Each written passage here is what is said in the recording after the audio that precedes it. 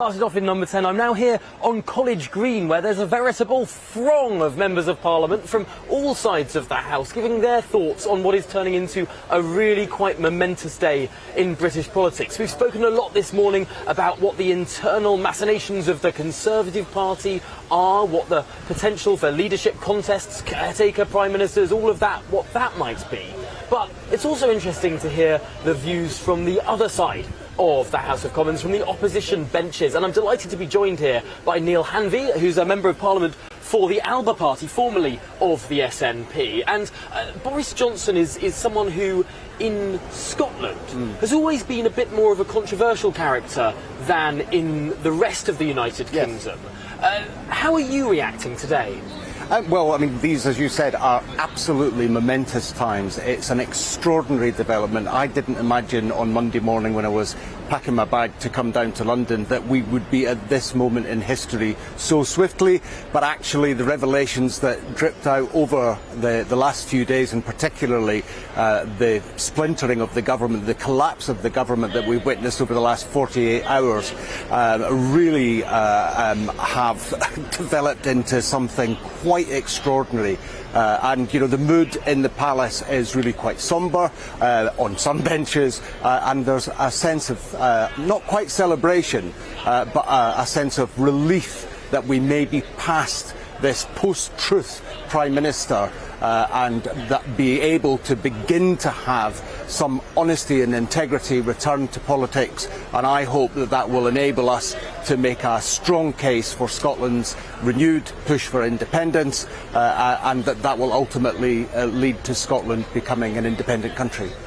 Do you think that the cause of Scottish separatism has been enhanced today, or to some extent diminished? If Boris Johnson is the figure of division in Scotland to some extent more than in the rest of the United Kingdom, doesn't that make your fight for independence, for partition, doesn't that harm it? No, because the reality is that it doesn't really matter who occupies 10 Downing Street. If their position is to continue to hold Scottish democracy hostage, then that will only drive support for independence up.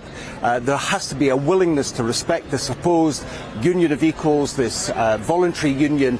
And if the 1922 committee can change the rules because they want to change their mind on a Prime Minister and replace him, then it surely follows that Scotland has an absolute, undeniable right to revisit the question of independence, given all of the calamity that we've experienced, particularly since the vote for the EU referendum in 2016, and Scotland's very clear position that we did not want to be removed against our wishes. Now, just finally in this conversation, yesterday we saw some news about your former party, the Scottish National Party, making moves against an accuser of one of their MPs, someone who has now been suspended from that party. But it's almost an analogous scandal in terms of sexual impropriety to the one that engulfed the Conservative Party. Yes. Well, I mean, there are obvious parallels to these circumstances, and as I asked the Minister on Tuesday in response to his statement on behalf of the Prime Minister, we need to know who knew what when, and we also need to know the scope of the concern.